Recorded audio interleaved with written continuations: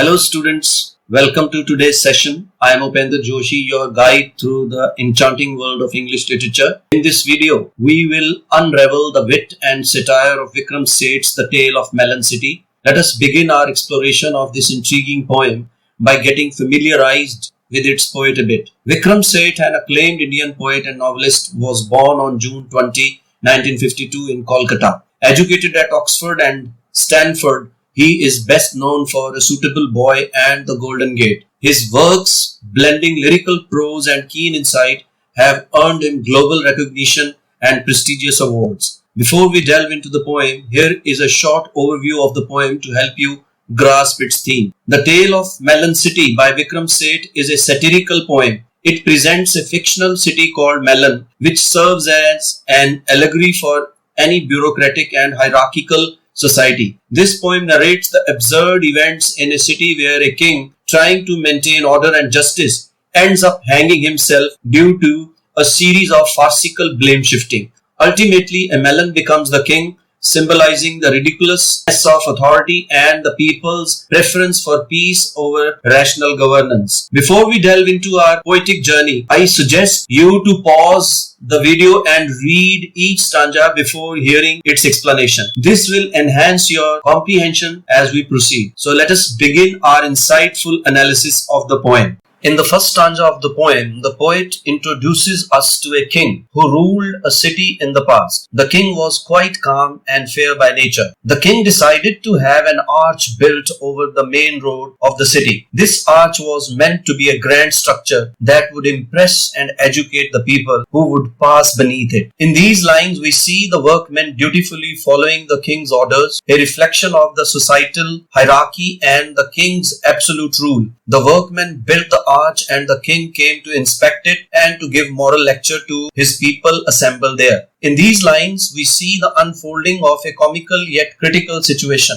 The king who had ordered the construction of the arch found it too low when he paraded it under it, causing him to lose his crown. His immediate reaction was one of displeasure, and he ordered the chief builder to be hanged. However, as the chief builder was about to be hanged, he blamed the workmen, prompting the king to reconsider. These lines further the satire in the poem. The king, initially upset, regained his calmness, and in his quest to be just, he decided to hang the workmen instead of the chief builder. However, the workmen protested, blaming the incorrect size of the bricks, which shifted the king's attention to the masons. In these lines, we see the blame for the low-built arch is shifted yet again. The masons put the blame onto the architect. The architect cleverly deflected the blame back to the king, reminding him of the changes he himself had made to the plans. This deepens the irony and the dilemma. On hearing from the architect his own involvement in the problem, the king became angry. His initial anger is a natural response to being challenged, but his commitment to justice and tranquility leads him to seek advice rather than act impulsively. These lines are a testament to the king's character, showing his willingness to consider the advice of others before making a judgment. He decided to seek advice from the wisest man in the country, indicating his desperation and the complexities of finding justice. The soldiers are sent to bring the wisest man in the country to the king's court.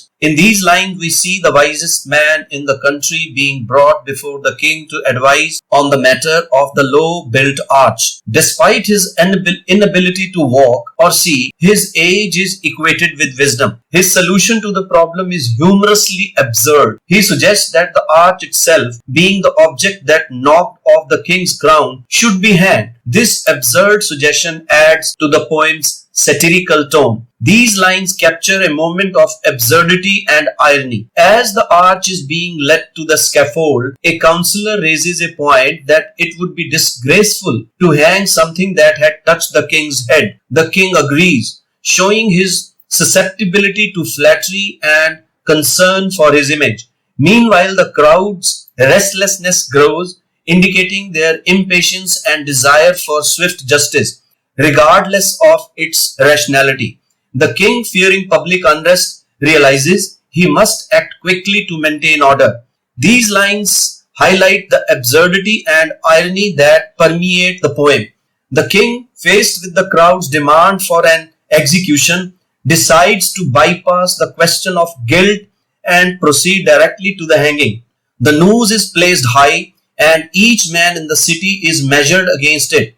In a twist of fate, the only person tall enough to fit the noose is the king himself. So in these lines, we witness sheer irony as the king is executed by his own order. The minister's reaction is one of pragmatic relief rather than mourning, sadness, etc., highlighting the self-preservation that often accompanies political power. The repeated proclamation, "Long live the king," followed by the stark statement, "The king is dead," reminds us of the transient nature of authority and the cyclical pattern of rulership. We also reflect on the absurdity of blind adherence to tradition and the poet's satirical commentary on the nature of governance. These lines describe the minister's solution to finding a new ruler after the king is hanged. They send heralds to the city gate in adherence to an old custom where the next person to pass the city gate will choose the next ruler. This decision reflects their practicality and desire to quickly resolve the issue of leadership without causing further unrest among the people. Early next morning, an idiot who passes the city gate is asked to choose the next king. His nonsensical answer, "a melon," is taken seriously and a melon is crowned as the new ruler. This selection is also a satire on the arbitrary nature of power and the folly of the ministers and the people who accept such an outcome without question. Years later, the people accept the melon as their king. They value peace and liberty over questioning their leader, illustrating a contentment with laissez-faire governance and the satire of unquestioned tradition. So these final lines of the poem reflect the citizens' acceptance of their unusual king, that is a melon. They attribute this to tradition and express contentment as long as their ruler, regardless of how peculiar, maintains peace and liberty.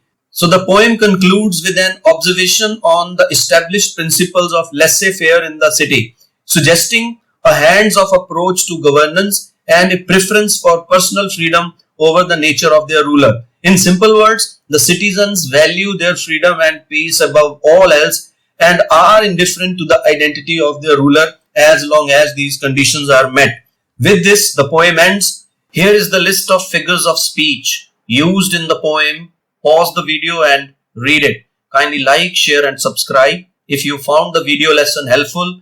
Thanks for watching the video.